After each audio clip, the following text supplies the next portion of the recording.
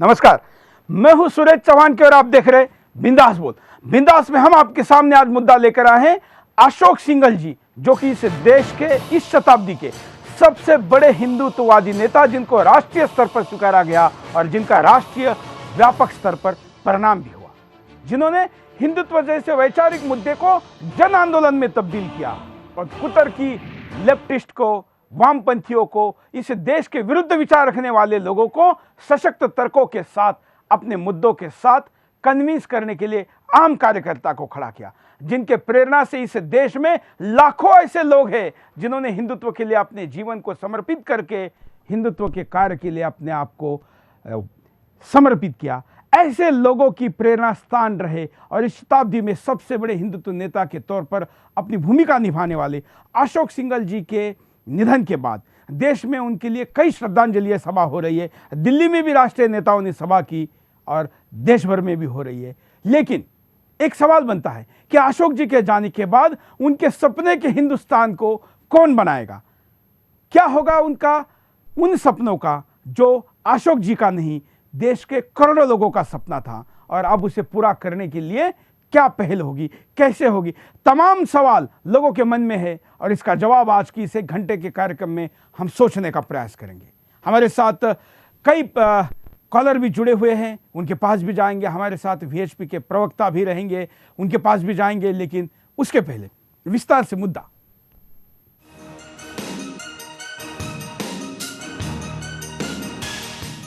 अशोक सिंघल जी भले ही आज हमारे बीच नहीं रहे, लेकिन उनके विचार, उनके मूल सिद्धांत और उनके व्यक्तित्व की महानता हमेशा जीवित रहेगी। अशोक सिंघल जी केवल राजनेता ही नहीं थे, बल्कि वो एक ऐसे राष्ट्रवादी विचारधारा के जनक और हिंदू बहुल समाज में राम मंदिर आंदोलन के माध्यम से जागरूकता फैलाने वाले विश्व हिंदू परिषद के संस्थापक थे। अशोक जी के राम मंदिर आंदोलन से केवल विश्व हिंदू परिषद ही नहीं जुड़ा था, बल्कि इस आंदोलन को अशोक जी ने घर घर तक पहुंचाया था।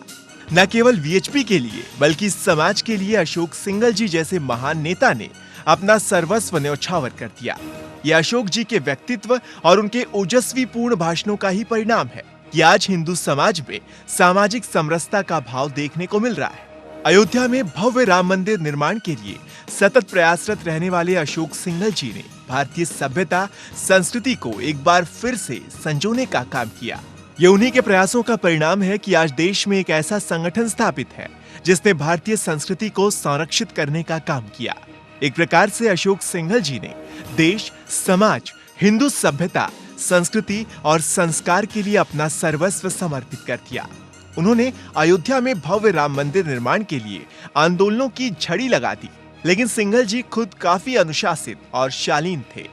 इतना ही नहीं, अशोक जी में विरोधाभासी विचार होते हुए भी सभी को साथ में लेकर चलने की अभूतपूर्व कला थी। अशोक सिंघल जी ने देश की धरोहर को संभाल कर रखने के लिए आजीवन अथक प्रयास किया। देखा जाए तो उन्होंने अपना पूरा जीवन ही देश की सेवा के लिए न्यौछावर कर दिया था। उन्होंने अयोध्या में राम मंदिर निर्माण और उसके प्रति पूरे हिंदू समाज को जागरूक करने में अपना पूरा जीवन न्यौछावर कर दिया। अशोक सिंघल जी चाहते थे कि भोलेनाथ की नगरी काशी यानी वाराणसी एक वेद नगरी के रूप में पूरे विश्व में स्थापित हो। वाराणसी के हर घर में वेद की रचनाओं का पाठ हो, वेदों के श्लोकों का पाठ वाराणसी के घर घर में हो। वो भारत के प्राचीन गौरव को एक बार फिर से जीवित करना चाहते थे। अंतिम सांस तक अशोक सिंघल जी की आंखों ने अयोध्या में राम मंदिर का सपना देखा। अब जरूरत है कि न केवल वीएचपी बल्कि भारत का एक एक सच्चा देशभक्त अशोक सिंघल जी के दिखाए पद चिन्हों पर चलकर उनके सपनों को पूरा करे।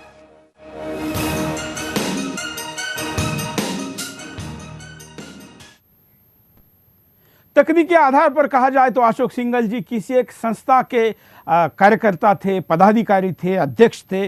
लेकिन ऐसे लोग किसी संस्था तक सीमित नहीं होते, ये राष्ट्रीय धरोहर होते हैं और ऐसे राष्ट्रीय धरोहरों से प्रेरणा लेने वाला समाज ही अपने गौरवशाली अतीत को, वर्तमान को भविष्य में सामर्थ्य के साथ और गौरवशाली बना सकता है। और इसलिए हमने आज के बिंदास में एक चैनल के तौर पर अशोक जी के इस विषय को लिया है। हमारे साथ वीएचपी के राष्ट्रीय प्रवक्ता विजय शंकर जी भी जुड़े हैं। विजय शंकर जी, आपका स्वागत है। अशोक जी को याद करते हुए उनके सपनों को कैसा पूरा करेंगे, इस प्रश्न के उलझन में जब पूरा हिंदुस्तान है, ऐसे में आप क्या शुरुआत करेंगे? आज उनका श्रद्धांजलि कार्यक्रम था और श्रद्धांजलि कार्यक्रम में बहुत उनके साथ जुड़े हुए बड़े बड़े नेता उन्होंने उनके जीवन के संदर्भ में, उनके अपने बिताए गए क्षणों के संदर्भ में सबने कुछ न कुछ बात रखी। और सबसे बड़ी बात यह है कि उनका जो विराट व्यक्तित्व है, वो विराट व्यक्तित्व के विषय में जब लोग सब बड़े नेता बता रहे थे तो देश देख रहा होगा। मुझे लगता है सुदर्शन चैनल भी वहाँ पर लाइव कर रहा था। लोग देख रहे थे कि लोग अंदर हृदय से, अंतर मन से ये सारी बातें रख रहे थे। और आज आवश्यकता है कि आगे वाली जो पीढ़ी है उसका संकल्प मजबूत हो। वो संकल्प मजबूत करने के लिए ऐसे संकल्पवान महान विराट व्यक्ति की एक जीवनी, उनका संकल्प समाज के बीच में ले जाने की आवश्यकता है। और वो काम आप कर रहे हैं। मैं बहुत बहुत साधुवाद देता हूँ, बहुत बधाई देता हूँ। और ये एक इतना महान काम आप कर रहे हैं सुरेश जी, जिसके शायद आप कल्पना नहीं कर रहे होंगे, मैं कल्पना कर रहा हूँ। इतना बड़ा महान काम कर रहे हैं विजय शंकर जी। दुनिया में बहुत थोड़े देश ऐसे हैं जिनके पास इतने विराट, सामर्थ्यशाली और व्यक्तित्व के लोग पैदा होते हैं। और अगर किसी देश में ऐसे लोगों के व्यक्तित्व की, उनकी महानता के परंपरा को आगे बढ़ाने की परंपरा नहीं रहेगी तो देश भी महान नहीं बन सकता, ना महान बने रह सकता है। और इसलिए ऐसे महापुरुषों को लोगों के सामने लेके जाना सुदर्शन का राष्ट्रीय कर्तव्य है। और हम उसे पूरा करते हुए हिंदुस्तान के सामने आज अशोक जी के पहचान को, परिचय को, उन व्यक्तित्व को भी रखेंगे जो शायद पिछले 10-15 साल में जन्मी इस युवा पीढ़ी के सामने ना हो। कॉलर कई हमारे साथ जुड़े हैं, अब भी कॉल कर सकते हैं। हम आपकी बात को विदाउट एडिट स्क्रीन पर लाइव दिखाएंगे। पहले कॉलर के पास चलते हैं। जय हिंद। करनाल से बोल रहा हूँ स्वास्थ्य जी। बोलिए। तो अशोक सिंघल जी सारा अपने जीवन देश के लिए अर्पण कर रहा है, तो इनको भी तो सम्मान के तौर पर अपना करना चाहिए। राम मंदिर बनाना चाहिए अपने इनको। बिल्कुल, ये धन्यवाद। अगले कॉलर के पास भी चलते हैं, आप भी कॉल कर सकते हैं। जय हिंद। जय हिंद सुरेश जी, नमस्कार। बोलिए। सुरेश जी, जो रेगिस्तान में जो प्याऊ होती है ना, अगर मिल जाए किसी को तो वो प्याऊ जो है वो एक जीवन दान देती है। ऐसे ही आपका जो सुदर्शन न्यूज है ना, कि ये आपका बिंदास बोल प्रोग्राम, ये भी एक तरह से रेगिस्तान में प्याऊ के समान है। जैसे हिंदुस्तान को इसने जीवन दान दिया है एक तरह से। और मैं ये कहना चाहता हूँ, अगले कॉलर के पास चलते हैं। जय हिंद। हेलो। बोलिए। हेलो। क्या कहना है आपको? जी, मेरा नाम जमील अहमद है, मैं शिलोंग से बोल रहा हूँ। हाँ। अच्छा, आप अशोक सिंघल जी के बारे में जो दिखा रहे हैं अच्छी बात है। हिंदू संगठन के जोड़ के चले हैं। कभी सर मैं आपसे रिक्वेस्ट करता हूँ कि कभी नॉर्थ ईस्ट के बारे में भी दिखाइए, हम लोग का सुनिए। बिल्कुल, धन्यवाद। हम जरूर दिखाएंगे। और पूर्वोत्तर के बारे में अगर देश का कोई चैनल सबसे ज्यादा समय देता होगा, अपना एयर टाइम देता होगा, तो ये सुदर्शन देता है। पूर्वोत्तर की तमाम ऐसी कई चीजें हैं जिसको अब अनिवार्यता के साथ लागे लाना जरूरी है। आने वाले दिनों में हम उस पर भी प्रकाश डालेंगे। हम आपको उनकी जीवनी के ऊपर थोड़ा प्रकाश डालते हैं।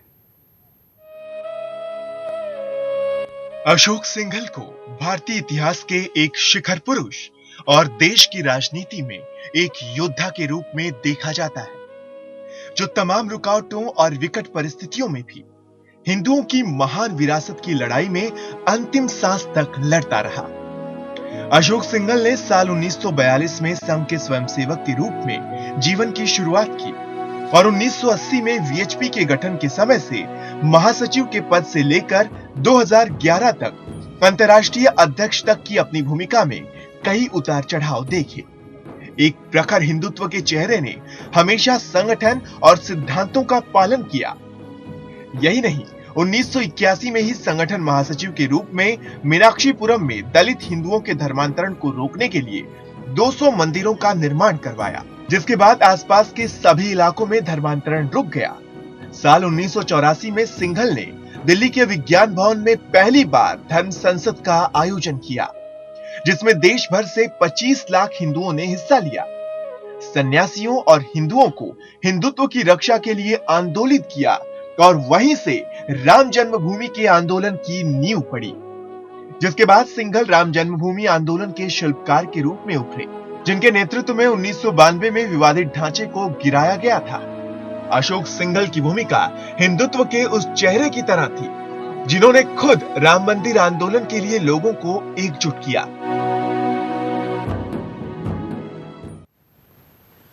विजय शंकर जी, अशोक सिंघल जी को जो युवा पीढ़ी है जिसकी आयु 20-25 साल है, वो तो आज के अशोक सिंघल जी को जानती है।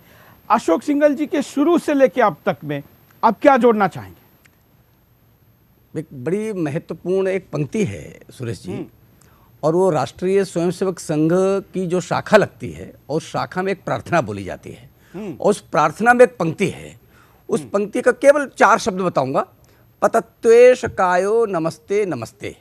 उसका अर्थ ये है कि मेरी जो काया है, मेरा जो शरीर है, ये राष्ट्र के लिए समर्पित है और उसी के लिए स्वाहा।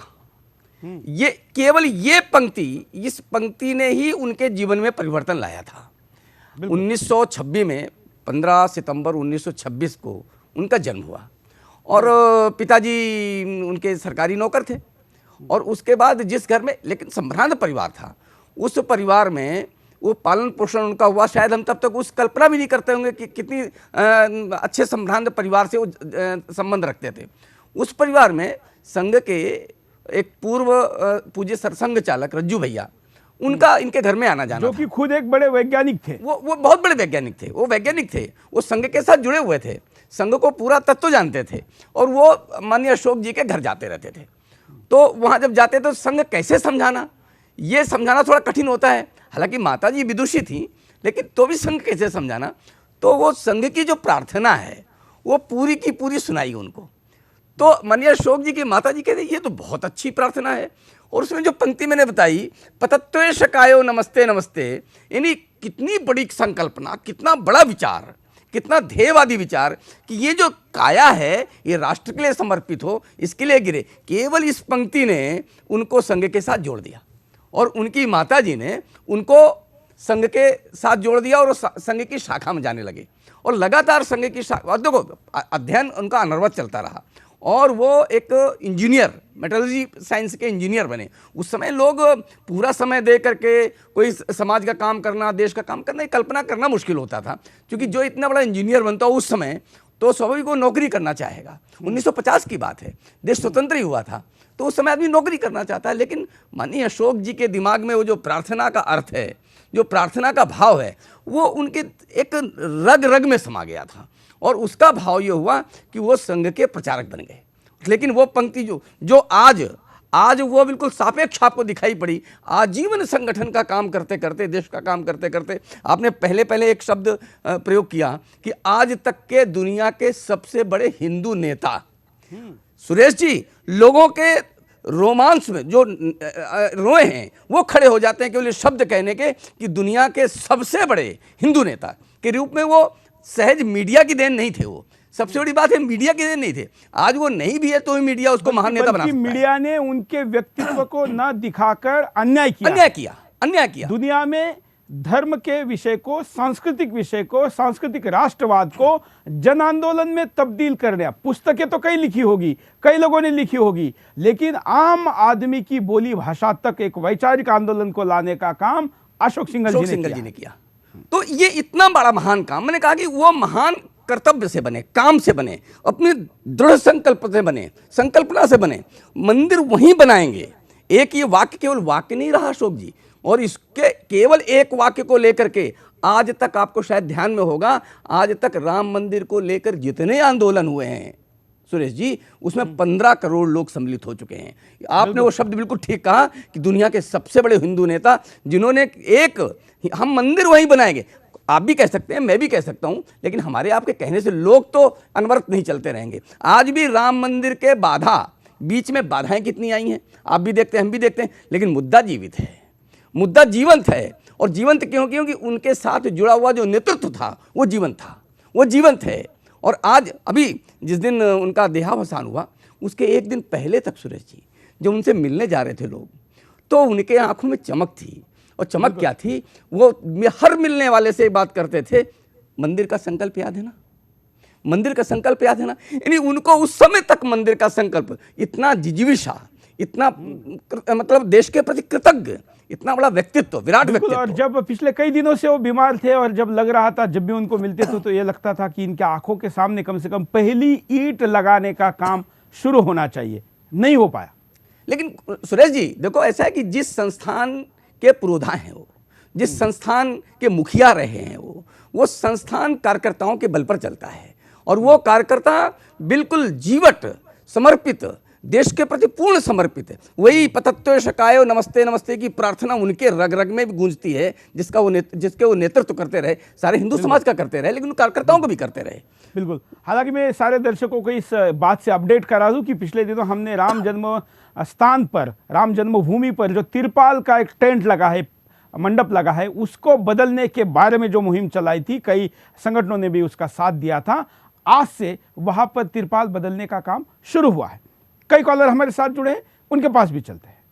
जय हिंद। हाँ जी, मैं बोलिए। सुदर्शन कुमार चंडीगढ़ से बोल रहा हूँ। हाँ। और मैं सुदर्शन न्यूज का धन्यवाद हूँ जो कि हमारी हिंदू संस्कृति को अपनाया है। दूसरा, अशोक सिंघल जी ने जो हिंदुत्व के लिए काम किया है, उनके नाम पे इधर नॉर्दर्न साइड में कोई संस्कृत विद्यालय की स्थापना की जाए, ताकि हिंदू धन्यवाद। संस्कृति। अगले कॉलर के पास चलते हैं। जय हिंद। बोलिए। हेलो। हाँ हाँ जी, सुरेश जी नमस्ते। नमस्ते। मैं वीएचपी से निवेदन करना चाहूंगा कि वो एससी में पक्षकार बने और विशेष पीठ बनाकर प्रतिदिन सुनवाई करके निर्णय करे, क्योंकि हाई कोर्ट निर्णय दे ही चुका है। जी धन्यवाद। और सुदर्शन। अगले कॉलर के पास चलते हैं। आप भी कॉल कर सकते हैं, नए नए तर्कों के साथ अपनी बात को रखिए। जय हिंद। मैं संजय उपाध्याय पश्चिम बंगाल से बोल रहा हूँ। बोलिए संजय जी। अशोक सिंघल जी एक मनीषी थे। ऐसे मनीषियों का संकल्प शरीर के साथ नहीं जाता। वो हिंदू वेदांत के अनुसार ये फिर आत्माएं जो है दूसरा शरीर धर के फिर अपने संकल्प को पूरा करने आती हैं। तो मैं उन्हें मृत्यु नहीं मानता, और मैं ये जानता हूं कि अशोक सिंघल हर बच्चों में, हिंदू बच्चों में और हर संस्कृत को मानने वाले हर लोगों में आज भी जिंदा है। और मैं एक चीज ये बतलाना चाहता हूं कि ये तो बहस का मुद्दा है, टीवी पे ज्यादा इसके बारे में बोला नहीं जा सकता, लेकिन जिस दिन राम मंदिर बनेगा, गौ हत्या भारत में बंद होगी और गंगा अपनी शुद्ध हो जाएगी, उस दिन भारत का स्वर्णिम युग फिर से प्रारंभ हो जाएगा। धन्यवाद। बिल्कुल। और वही अशोक सिंघल जी को सही मात्रा में श्रद्धांजलि होगी और वही उनके सपने पूरे हुए, ऐसा हम कह सकेंगे। कॉलर के पास चलते हैं। स्काइप पर एक वीडियो कॉलर हमसे जुड़े हैं, उनके पास चलते हैं। जय हिंद। जय हिंद सुरेश जी, नमस्कार आपको। मेरा नाम भवानी सिंह नरूका है। हाँ। और मैं जयपुर से बोल रहा हूँ। हाँ। और राम मंदिर बनाने के लिए मेरे को एक बात कहनी है कि हमको बैठ के बातें करनी पड़ेगी मुसलमानों के बड़े नेताओं से, और उनको बताना पड़ेगा कि ये राम मंदिर की जगह है, इनको देना पड़ेगा चाहे कुछ भी हो। और हमारे 3 मंदिर हैं जो तोड़े गए हैं, शिव जी का और बाकी एक और है, तो उन तीनों पे हमें राजामंदी करके बनाना, जितनी जल्दी हो सके हमें वो चीज बनानी ही पड़ेगी। धन्यवाद। इन काशी, मथुरा और अयोध्या, ये 3 आंदोलन बहुत बड़े पैमाने पर अशोक जी ने चलाए। अयोध्या की बात तो आपने सुनी है, जानी है। काशी के बारे में उनका जो लगाव था उसको भी देखते हैं।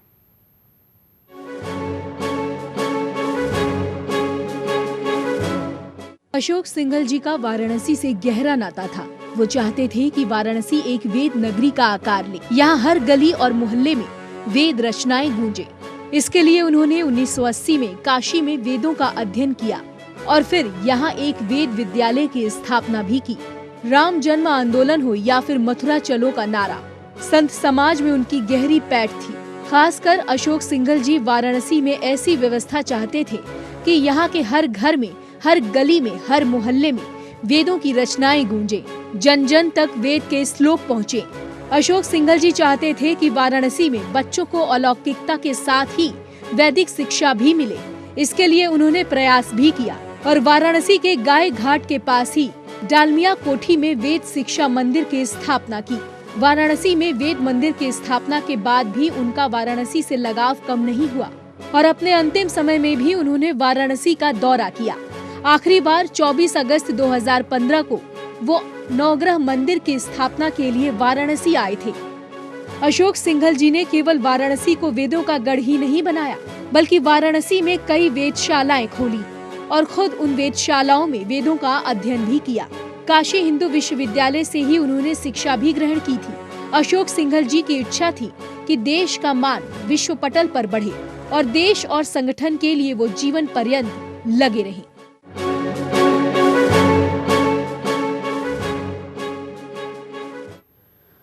इसका डिटेल काशी से संबंध वाला हम अपने सोशल मीडिया पर डालेंगे। हमारी वेबसाइट sudarshannews.com पर आप इसको विस्तार से देख सकते हैं। आज के कार्यक्रम में हम बस कुछ चीजें आपको दिखा पाएंगे, क्योंकि 1 घंटे के शो में अशोक जी के व्यक्तित्व को आपके सामने रखना संभव नहीं है, लेकिन हम प्रयास करेंगे कि आपके बातों के साथ, प्रतिक्रियाओं के साथ हम इस विषय को आगे बढ़ाएं। अगले कॉलर के पास चलते हैं। जय हिंद। बोलिए। हेलो, क्या कहना है आप? हाँ सर, आज के जमाने में सिंघल जी तो चले गए, हाँ, लेकिन अब जवाबदारी आप पे और हम पे रह गई है राम मंदिर की। बहुत ही जल्दी ये मुद्दा हमें वैश्विक तौर पर उठाना चाहिए।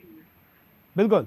और सुप्रीम कोर्ट के जो भी फैसले उसके अंदर कोर्ट भी जल्दी अपना काम करे। इस प्रकार की कोई कार्रवाई करवानी चाहिए सरकार को। धन्यवाद। अगले कॉलर के पास चलते हैं। जय हिंद। हाँ जी, नमस्कार जी। बोलिए।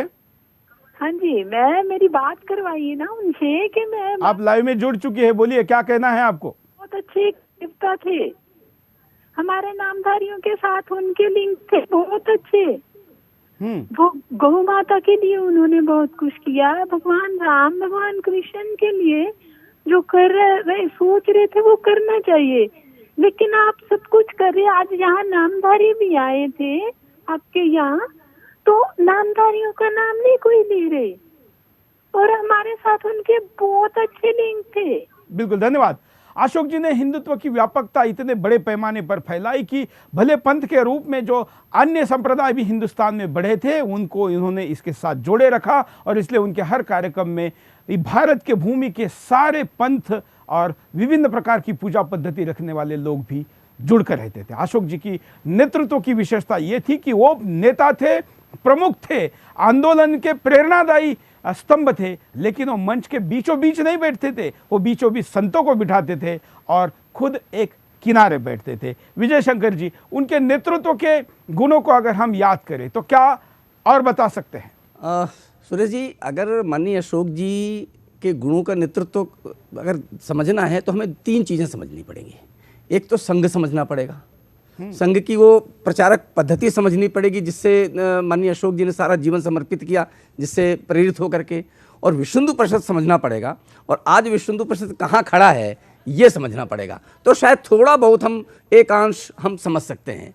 अभी एक कॉलर ने आपको कहा था, मैं वहाँ से शुरुआत करूँगा, कि वो एक बहुत दैदीप्यमान शक्ति के मालिक थे। तो वास्तव में गीता में भी यही है कि जो इस प्रकार के महापुरुष होते हैं उनमें विशेषांश होता है, ईश्वर का विशेषांश होता है। ऐसे महान अवतार उस पर निर्भर होते हैं।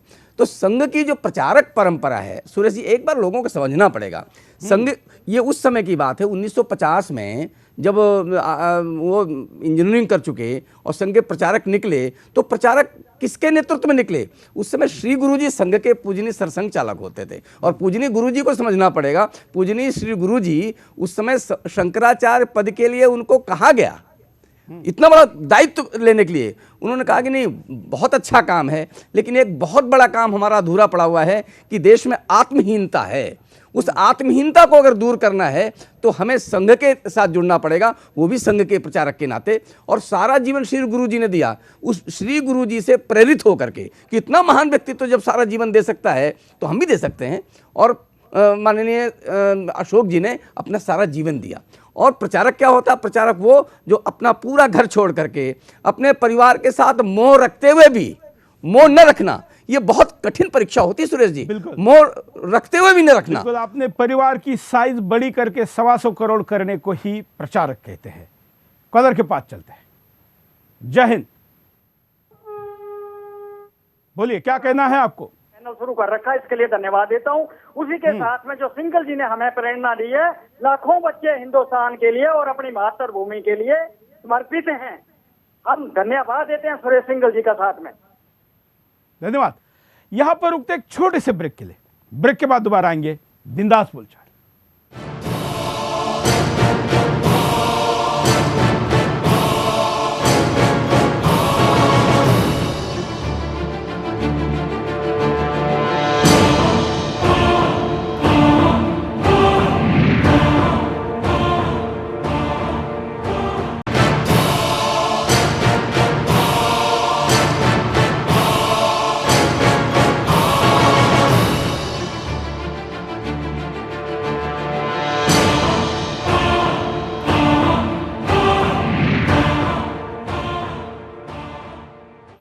ब्रेक के बाद आपका एक बार फिर से स्वागत है। आप देख रहे बिंदास बोल, और बिंदास में हम आपके सामने मुद्दा लेकर आए अशोक सिंघल जी के सपनों का हिंदुस्तान कैसे बनाएंगे। स्काइप कॉलर के पास चलते हैं। जय हिंद, बोलिए। हेलो। हाँ जी जी, बात कराइए। क्या कहना है आपको? हिंदू हृदय सम्राट माननीय अशोक जी को मेरी कोटि कोटि श्रद्धांजलि। हेलो, नमस्कार जी। धन्यवाद। हम कॉलर को कहेंगे कि आप कनेक्ट होते ही तुरंत अपनी बात को रखेंगे, तो आप हमारा और दर्शकों का भी समय खराब नहीं करेंगे। हम अगले कॉलर के पास चलते हैं। जय हिंद। जयराम जी की सुरेश जी, बोलिए। हाँ जी, जय हिंद सुरेश जी। क्या कहना है आपको? हाँ जी, मैं ये कह रहा हूँ कि जो ये अशोक सिंघल जी का जो देहांत हुआ है, पूरे भारत के लिए नहीं, पूरे राष्ट्र के लिए शोक की घड़ी है। और मेरा ये मानना है जी, मैं ये कहना चाहता हूँ कि ये पूरे हिंदुओं के लिए एक खास दुख का समय है, और ये श्री राम भगवान का मंदिर उनकी इच्छा थी, ये अवश्य बनना चाहिए। ये मैं भी दिल से चाहता हूँ जी। ये थोड़ा सा यही बात मैं कहने के लिए धन्यवाद। हम आपको साध्वी ऋतुम्बरा जी के भाषण का कुछ अंश दिखाते हैं जो उन्होंने दिल्ली की श्रद्धांजलि सभा में दिया। शायद अशोक जी के व्यक्तित्व को समझने में इससे ज्यादा उपयोगिता आएगी। चरण पीछे नहीं लौटे, आगे बढ़ते गए। राम जी करा रहे हैं, राम जी का काम है, राम जी के काम में काहे का विराम है। जिंदा रहे तो जग जीवन ललाम है, मर भी गए तो रहने को स्वर्ग धाम है। हमको तो काम बस राम जी के काम से। यही वो भावना थी जो रोम रोम में जागी। वो आंदोलन किसी संगठन का नहीं रह गया था, वो जन जन के हृदय में धड़का था, और उसके पुरोधा थे माननीय अशोक जी। मैं उनके चरणों में भावभीनी श्रद्धांजलि अर्पित कर रही हूँ और निवेदन कर रही हूँ, जो डालमिया जी ने कहा है वो पूरे साधु समाज की पीड़ा उनके द्वारा व्यक्त हो।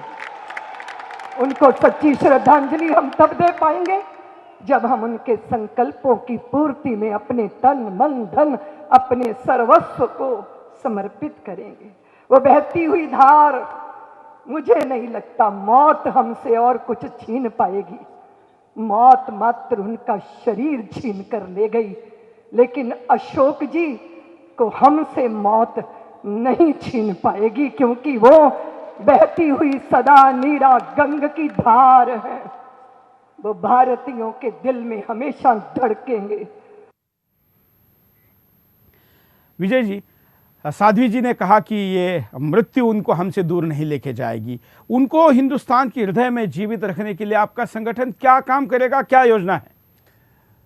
जो उनका संकल्प था, जो उनकी सोच थी, उस विषय को आगे ले जाना। जैसे सोच क्या थी ये समझना पड़ेगा, क्योंकि आगे जो ले जाना है वो क्या ले जाना है। श्रद्धेय अशोक जी हिंदुओं के आत्मा के अंदर क्या बसा ये जानते थे। देश के संत, गंगा, गौ, ये हिंदुओं के आत्मा वहाँ बसती है, और उसके लिए उन्होंने बहुत किया। उन्होंने उनकी प्रेरणा से ही, केवल अकेले उनकी प्रेरणा से विश्व हिंदू परिषद में सुरेश जी 500 गौशालाएं चलती हैं। देश भर के संतों के चरण धो धो करके, चरणों पे पढ़ करके, और उनको एक शक्ति के पुंज के रूप में खड़ा करना, ये माननीय अशोक सिंघल जी के बस की ही बात थी, जो संभव न भूतो न भविष्यति। हम भविष्यति के लिए हो सकता ना कहना हो, लेकिन भूत में तो नहीं हुआ था ऐसा। वो जो उनका अधूरा काम है, वो पूज्य संतों के माध्यम से, गंगा का काम है, गाय के सुरक्षा का काम है, संरक्षण का काम है। ये सब संरक्षण के लिए एक संकल्प जो है, आज श्रद्धांजलि सभा में हमारे अधिकारियों ने, हमारे बड़े बड़े नेताओं ने वो संकल्प दोहराया है कि माननीय अशोक जी के उन सब संकल्प को हम दोहराएंगे, हम उनको पूरा करेंगे। और उसको लेकर चूंकि ये कार्यकर्ता आधारित संगठन है और कार्यकर्ता आधारित संगठन होने के कारण, और मैं अशोक विजय जी आपको ये बात जोड़ना चाहूंगा कि इतना बड़ा व्यक्तित्व जब होता है, जब उसको कहते हैं कि ये एक तरीके से रिबेल्स टाइप के व्यक्तित्व हो जाता है, जब आदमी संगठन से भी बड़ा बन जाता है, जब उसकी महानता की चर्चा संगठन के बाहर होती है, उसकी स्वीकार्यता संगठन के बाहर होने लगती है, तो बहुत बार ये होता है कि विद्रोहिता मन में आती है संगठन के नियमों के कारण, संगठन की उस बंधनों के कारण। लेकिन अशोक जी के इस बात को मानना पड़ेगा कि उन्होंने अपने आयु के 9 दशकों तक संगठन में रहते हुए उन्होंने संगठन की बात को हमेशा एक आदेश के रूप में, सर्वसम्मति के रूप में माना। और विचार किसी के भी अलग अलग हो सकते हैं, अंतिम निर्णय सबका एक होगा और वो सबको सर्वमान्य होगा, इस विचार के साथ उन्होंने अपने आप को बढ़ाया।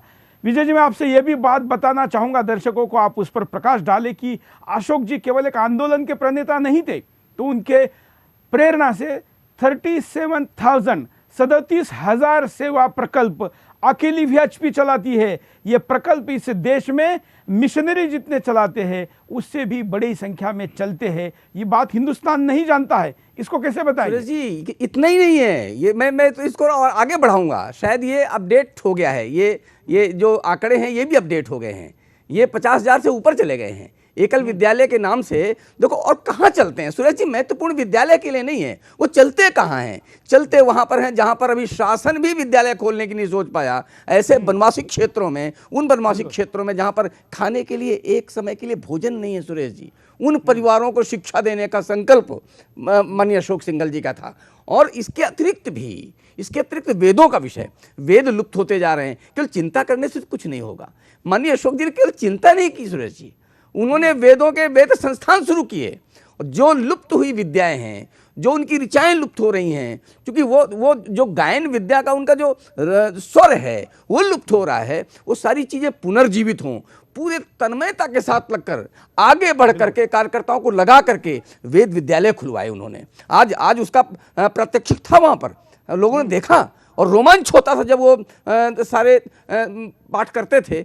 ऐसे ही वेदों के प्रति उनकी रुचि और वेदों को पुनर्जीवन देना एक बहुत बड़ा काम था। इसके आगे भी एक काम, सुरेश जी आपके पास समय बहुत कम है, काम बहुत ज़्यादा है, मैं इसलिए जल्दी बहुत कम शब्दों में बोल रहा हूँ। एक भारतीय विज्ञान मृत हो रहा है, ये चिंता कौन कर रहा है? लोग आधुनिक जीवन में जी रहे हैं, आधुनिक विज्ञान के जीवन में जी रहे हैं। माननीय अशोक जी ने एक पीठ स्थापित की जिसमें भारतीय विज्ञान पुनर्जीवित हो, भारतीय विज्ञान के वो पक्ष जो आज भी ओरिएंटल साइंस कांग्रेस के एक कार्यक्रम में मैं भी गया था, जो भारतीय पुरातन विद्या है तमाम प्रकार की, मंत्र तंत्र से लेके तमाम प्रकार की, उसको पुनर्जीवित करना क्यों जरूरी है, उसका जो उन्होंने भाषण दिया था वो किसी वैज्ञानिक से कम नहीं था, बल्कि वैज्ञानिक से कई गुना ज़्यादा था। और तमाम वैज्ञानिक, मतलब उस कार्यक्रम में 97% उपस्थिति डॉक्टर की थी, डॉक्टर इन द सेंस वैज्ञानिक, जिन्होंने कोई ना कोई प्रबंध या संशोधन किया है, ऐसे लोगों की थी। उस 2 साल पहले उस कार्यक्रम में मेरा भी जाने का सौभाग्य आया था।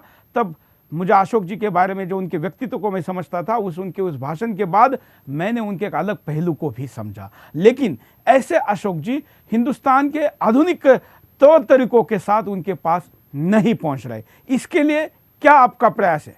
नहीं, देखो भारतीय विज्ञान लोगों के पास पहुंचे और उसके तो देखो ऐसा है कि चीज़ें बदलती रहती हैं, समय के साथ चीज़ें बदलती हैं, वस्तुएं बदलती है, सोच बदलती है, पद्धतियाँ बदलती हैं, और वो पद्धतियाँ नए कार्यकर्ता जुड़ रहे हैं हमारे साथ, आधुनिक सोच वाले लेकिन भारतीय विज्ञान पर आस्था रखने वाले, ऐसे एक पूरी पंक्ति है कार्यकर्ताओं की। और माननीय अशोक जी हमेशा ऐसा बढ़ावा देते थे, वो कभी रिजिड नहीं रहते थे, ऐसा नहीं रहता था नहीं जो मैंने कहा वही करना है, अभी आपने भी वही शब्द कहा, तो उसको कैसे पुल्लवित करना, पुष्पित करना। और वो जो भारतीय विज्ञान के वो पक्ष हैं जो आधुनिक विज्ञान के मान्यताओं को मानने वाले आधुनिक नवयुवा भारतीय विज्ञान को मानते हैं, वो उसको गढ़ने में लग गए और माननीय अशोक जी के आज के संकल्प से मुझे लगता है वो उस संकल्प को बहुत देर से पूरा करते, अब जल्दी पूरा करेंगे, क्योंकि उनके सामने एक महान व्यक्तित्व का संकल्प है। एक भावनात्मक अटैचमेंट भी। हमारे पास कई व्हाट्सएप वीडियो भी आए, स्क्रीन पर चल रहे नंबर पर आप अपना वीडियो रिकॉर्ड करके भेज सकते हैं, जिसको हम दिखाएंगे। जैसे ये कुछ वीडियो है। नमस्कार,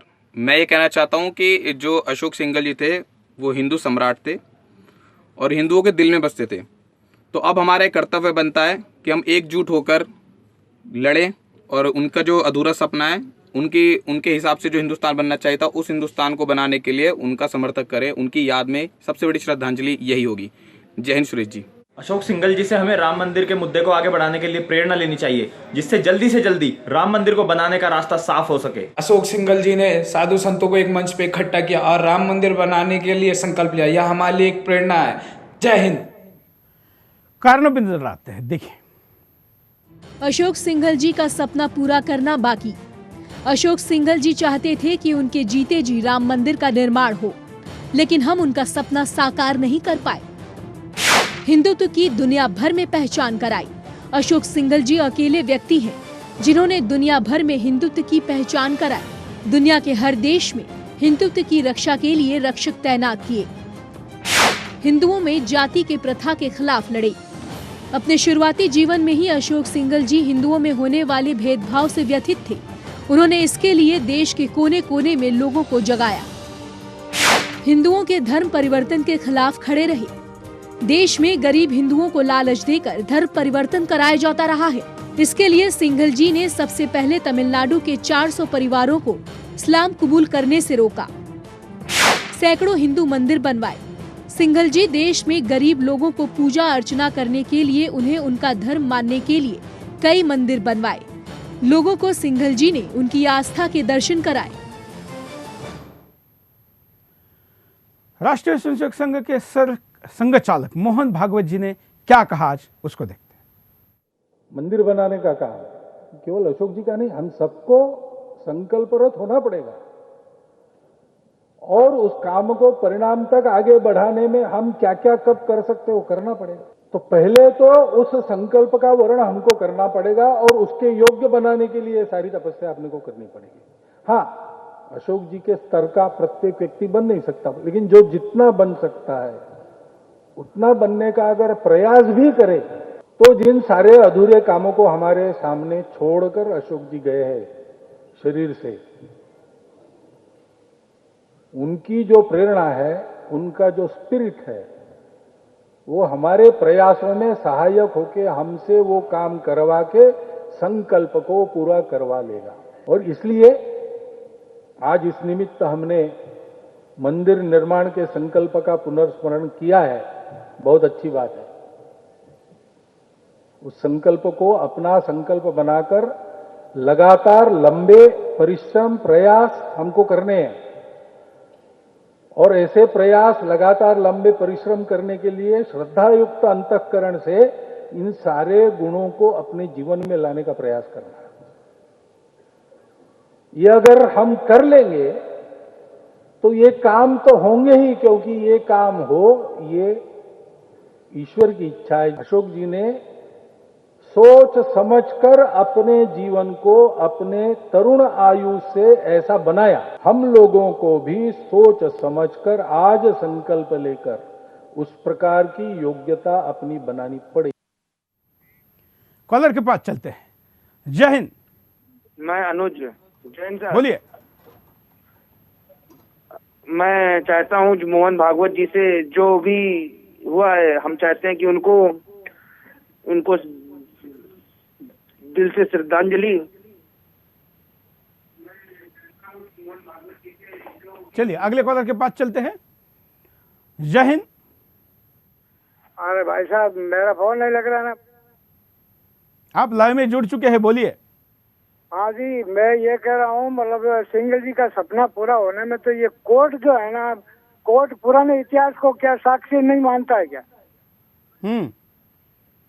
मतलब धन्यवाद विजय जी। क्या कोर्ट अगर निर्णय नहीं देगा तो मंदिर नहीं होगा? देखो, ऐसा है कि संकल्प के आगे बहुत सारी चीज़ें बौनी हो जाती हैं। अभी कुछ 1-2 महीना पहले की बात है। मैं 1-2 मेरे मित्र हैं किशनगढ़ के, जो मार्बल के उसमें क्षेत्र में रहते हैं, मार्बल का उनका काम है।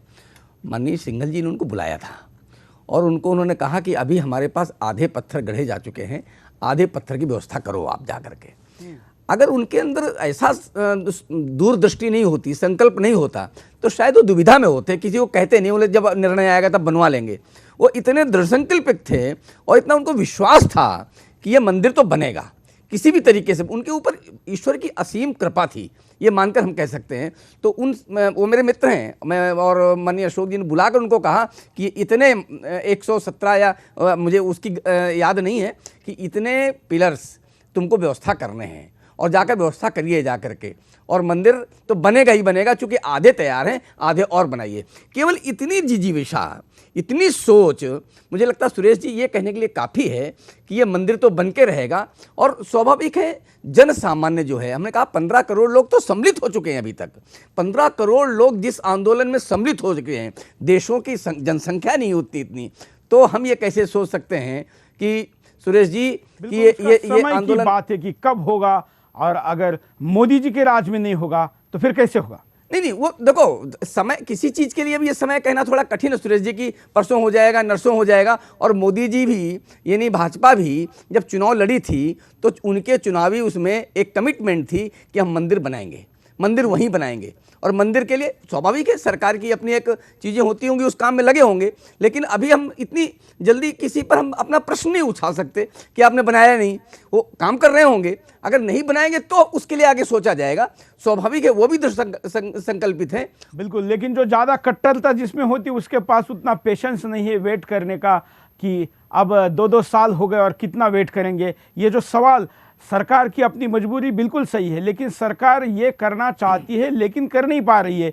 इसका भी प्रतिबिंब लोगों के सामने आना चाहिए। देखो, हमने मजबूरी की बात, उनकी कोई मजबूरी हो सरकार जाने, सरकार अपनी मजबूरी हल करने का काम सरकार के पास है। हमने ये कहा कि उन्होंने भी संकल्प लिया है और हमने भी संकल्प लिया है, मंदिर वहीं बनाएंगे, ये संकल्प लिया है, तो यथाशीघ्र वो इसको बनावें। आज श्रद्धांजलि में मंच के ऊपर से ये बातें हुई हैं कि और वहाँ भाजपा के लोग भी थे, ऐसा नहीं है, तो सरकार के लोग भी रहे होंगे वहाँ पर, तो उन्होंने भी सुना होगा, तो उसकी गति तेज करनी चाहिए। मुझे लगता है कि उनके दिमाग में ये संकेत जरूर। हम जरा, कई कॉलर अपनी बात को रखना चाहते हैं, नए तर्कों के साथ कुछ कॉलर को बात करने का मौका देंगे। जय हिंद भैया, 15 मिनट से वेट कर रहा था, अभी फोन कर। क्या कहना है आपका?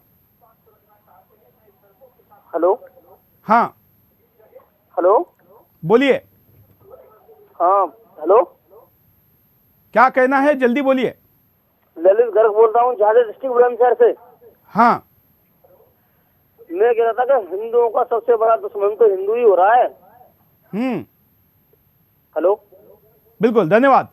हम जरा परिणामों पर नजर डालते हैं, देखिए परिणाम क्या है। अशोक सिंघल जी के सपनों को हम कमजोर ना होने दें। अशोक सिंघल जी के सपनों को साकार करने के लिए हिंदू समाज को एकत्र होना होगा। देश में अपनी आस्था को जगाए रखने के लिए काम करना होगा।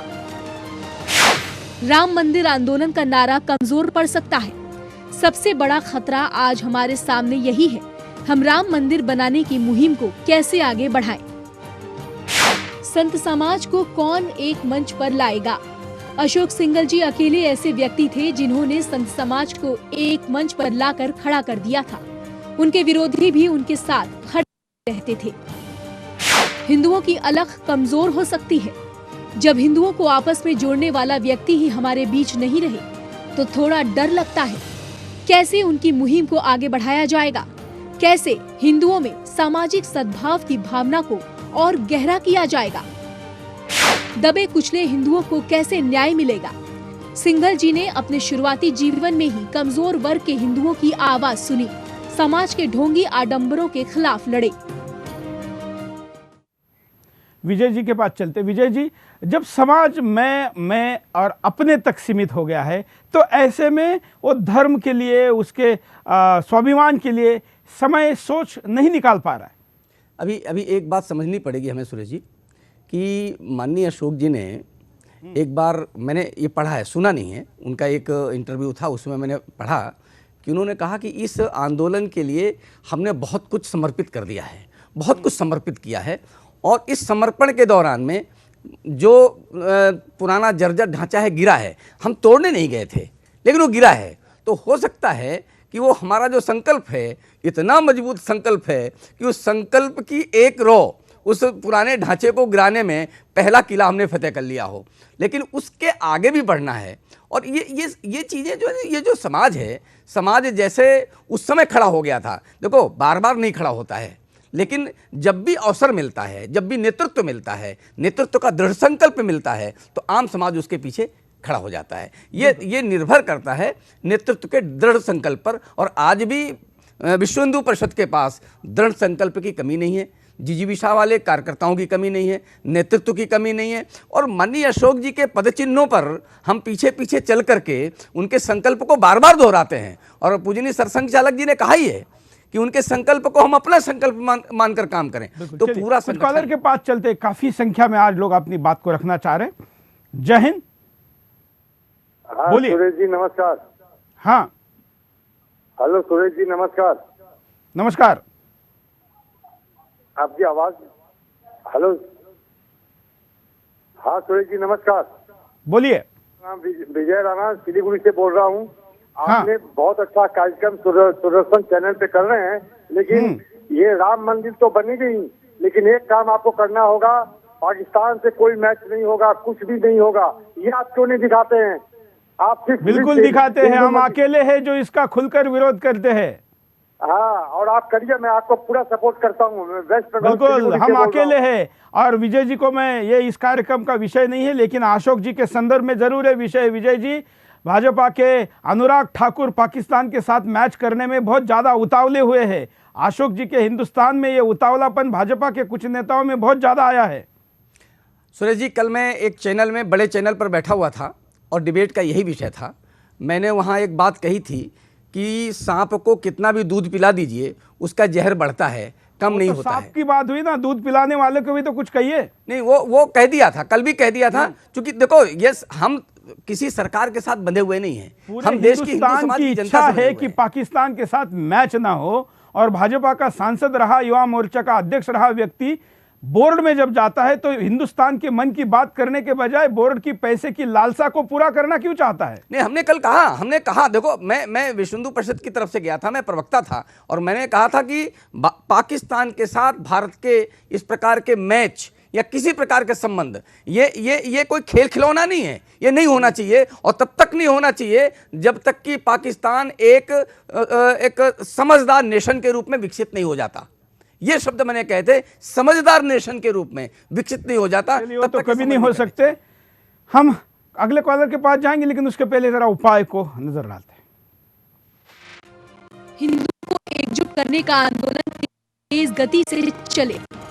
हिंदुओं को एकजुट करने के लिए अब हिंदू समाज और उनके पुरोधाओं को आगे आना होगा, तभी हम सिंघल जी के सपनों का भारत बना पाएंगे। उपायों के पैकेज को यहाँ पर दिखा नहीं पाएंगे।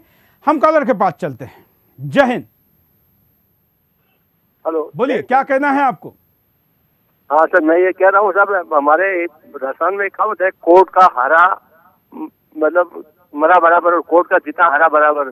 हम कोर्ट के अपन आदेश में क्यों ध्यान रखें? हमें तो हिंदू मंदिर, अपने हिंदू सब लोग एक हो जाए, हमें राम मंदिर बनाना क्यों? ये देश तो हमारा खुद का है, कोई दूसरों का है, विदेशियों का तो है नहीं। बिल्कुल विजय जी, धन्यवाद कॉलर का।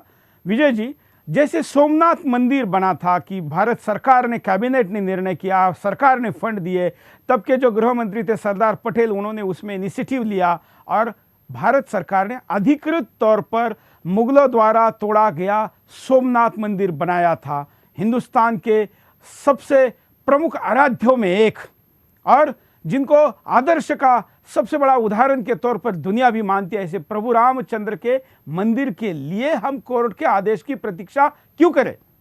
ठीक बात है। नहीं देखो, एक चीज़ तो है सुरेश जी कि सहज सामान्य रूप से सुप्रीम कोर्ट में कोई निर्णय है, हम न्यायालय को मानते हैं, न्याय को मानते हैं। हम पूरा मतलब एज ए हिंदू नहीं, एज ए भारतवासी, एज ए भारत में, क्योंकि अगर न्यायालय में कोई चीज़ पड़ी है, कोई निर्णय पड़ा हुआ है, तो न्यायालय को कहा जाए कि वो निर्णय जल्दी से जल्दी सुनाए। और ये सरकार कह सकती है कि भाई इसकी सारी बाधाएं दूर की जाएं। और हमारा पूरा विश्वास है सुरेश जी, क्योंकि हाई कोर्ट में हम जीत चुके हैं, हम कहीं पराजित नहीं हुए हैं, तो सुप्रीम कोर्ट में भी विजित होंगे, विजेता होंगे, लेकिन वो विजेता समय से बहुत तेजी के साथ आगे समय बढ़ रहा है। हम सरकार से, गृह मंत्री से, प्रभु रामचंद्र के जन्मभूमि के लिए कोर्ट के आदेश की प्रतीक्षा करना ये कानून के अनुपालन की वृत्ति है या लाचारी है? इतना भ्रम लोगों के मन में पैदा होने के पहले निर्णय होना चाहिए। नहीं, ये कानून के अनुपालन की वृत्ति है, ये कानून के अनुपालन की वृत्ति है। और स्वाभाविक रूप से हमने एक बार बार बार कही है कि अगर कानून जब निर्णय देता है उसके बाद क्या निर्णय करना वो समाज का काम है, लेकिन कानून को एक निर्णय जल्दी से दिलावे, सरकार ये कर सकती है। सरकार को हमने बार बार कहा है और अभी यही बात कह रहे हैं कि सरकार न्यायालय को कहे कि ये निर्णय यथाशीघ्र करे, क्योंकि अगर उनके बीच के रास्ते में कोई कंटक आते हैं सरकार उसको दूर करे। ये धन्यवाद विजय जी, आप आए। हमने 1 घंटे में आपके सामने अशोक जी के व्यक्तित्व को रखने का प्रयास किया, उनसे जुड़े विषयों को भी उठाने का प्रयास किया और आपको भी कॉलर के तौर पर अपनी बात को रखने का मौका दिया। हम चाह रहे थे कि हिंदुत्व के सबसे बड़े नेता के तौर पर उभरे अशोक सिंघल जी, जिन्होंने अब तक इतिहास में किसी ने भी जो भूमिका नहीं निभाई थी, वो भूमिका एक वैचारिक आंदोलन को जन आंदोलन में बदलकर आम व्यक्ति के द्वारा अपने सांस्कृतिक धार्मिक अधिकारों की बात करने की शक्ति उन्होंने दी। उनके निधन के बाद उनको जानने और उनको समझने और उनके सपनों को पूरा करने का विषय आज हमने आपके सामने रखा है। इस देश के प्रधानमंत्री नरेंद्र मोदी अशोक जी को मानते थे, बल्कि राजनीतिक विश्लेषण अगर मैं करूं तो नरेंद्र मोदी का नाम डिक्लेयर होने में जो पार्टी के तरफ से कई अड़चनें थी, उसको दूर करने में भी अशोक सिंघल जी ने पूरी ताकत लगाई थी। नरेंद्र मोदी केवल अपने व्यक्तिगत फायदे के लिए अशोक जी ने उनको पूरा समर्थन किया था, इतनी छोटी सोच रखने वाले नहीं है। मैं जानता हूं राम मंदिर आंदोलन के साथ वो जुड़े थे, ये भी मैं जानता हूं, उनके मन में भी ये करने की बात होगी भी, लेकिन उनके द्वारा अब तक ये नहीं दिखाई दिया है कि राम मंदिर बनाने के दिशा में कोई पहल हो रही है। मन की बातें होठों के साथ भली बाहर ना आए, कृत्य से दिखनी चाहिए, ये समाज अपेक्षा करे, इसमें कोई गैर नहीं। आज के लिए इतना है। जय हिंद।